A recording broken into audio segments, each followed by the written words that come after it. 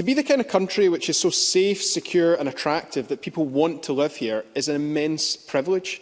To be in a position to offer sanctuary to those fleeing war, persecution and disaster is an immense privilege. To have a widely recognised international reputation as friendly and welcoming is an immense privilege. I think that's a position that most people in Scotland would agree with. I actually think it's a position that most people across the UK would agree with. Research into public opinion would certainly indicate that that's the case. But it couldn't be further from the approach which has defined UK immigration and asylum policy, not just under this current Tory government, but for decades by the governments which preceded it. Immigration policy should always recognise the inherent worth and rights of each individual.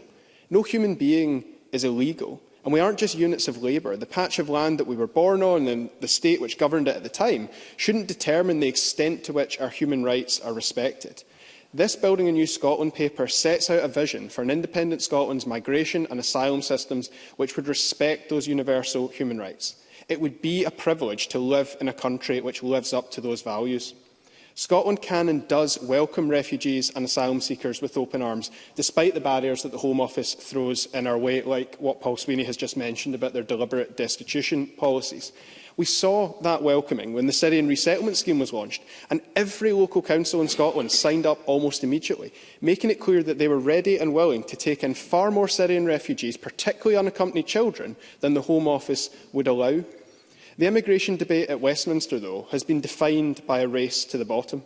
Since 2010, the Tory party has become increasingly radicalised, and sadly, Labour's UK leadership has more often than not felt the need to accept the premise of that hostility and at best compromise with it. At worst, they've tried to outdo the Tories, as we've seen recently with Rachel Reeves' statement that the problem with the current Home Office is that it isn't deporting people fast enough. Now, I know that isn't a perspective shared by many Labour members of this Parliament, but it is the position they'll be asking people to vote for in next year's general election. Paul Kane quite rightly described the Illegal Migration Act as pernicious, so why has Keir Starmer refused to repeal it? Britain's new Foreign Secretary, David Cameron, pledged in 2010 that the UK's net migration figures would be reduced to the tens of thousands. What followed was a continuation of cruel and damaging, an escalation of cruel and damaging UK government policies like the cap on skilled migration, minimum income thresholds, and a ramping up of detentions and deportations, though clearly not fast enough for Rachel Reeves' liking. The Home Office have shown us that they'll go to any length to criminalise, punish and dehumanise vulnerable refugees and asylum seekers, from dawn raids to prison-like detention centres like Dungavel that are entangled in reports of human rights abuses. Children forced to lie on the floor pretending to hold a rifle so that Home Office officials can decide which of them were likely to be the real former child soldiers. Thousands of other children who have disappeared completely, lost by the Home Office. LGBTQ asylum seekers forced to answer deeply invasive questions to prove their sexuality or gender. Damning reports after damning report about the abuse and humiliation faced by those who've come here seeking safety. Scotland can do so much better, but there's no reason to believe that a more humane system can be achieved through Westminster. It's only with the powers of independence that we can establish an immigration and asylum system which we can be proud of. And it's also the case that only with independence can we establish a migration system which meets our needs. Immigration isn't just a huge social good for Scotland, it's an absolute necessity for both economic sustainability and the continuing function of key public services. Free movement in Europe is one of this continent's greatest achievements. I think it's a source of profound sadness to most of us in this Parliament that we've all lost that right, but that it's also resulted in acute skills shortages across various sectors of our economy and public services. Our rural communities have felt that impact more than anyone else, as have those in areas like Inverclyde, which are facing some of the sharpest rates of depopulation. As an independent nation and a full member state of the European Union, we can regain the economic and social benefits which came with freedom of movement. As a country with full powers over our own migration system, we can welcome those from anywhere in the world who want to make this their home, because it is a privilege to do so.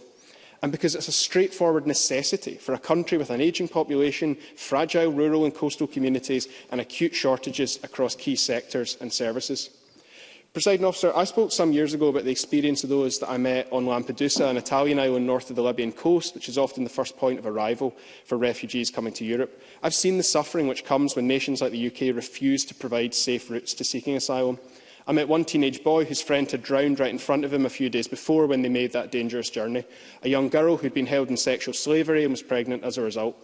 Another boy who was the first climate refugee I'd ever met. His family's farm in Ghana was lost to desertification, and he was forced on a journey which saw him held as a slave in Libya and then eventually make it to Lampedusa. I've said a few times now that to offer sanctuary is a privilege.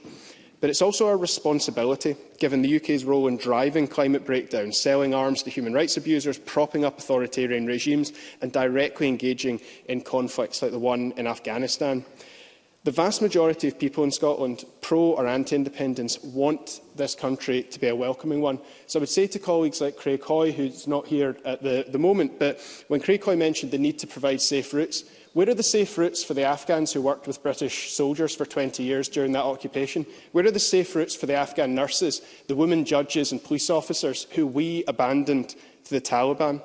It's only with the powers of independence that we here in Scotland can achieve that vision of a welcoming nation, that we can seize the opportunity and that we can hold that incredible privilege to make this a truly welcoming country.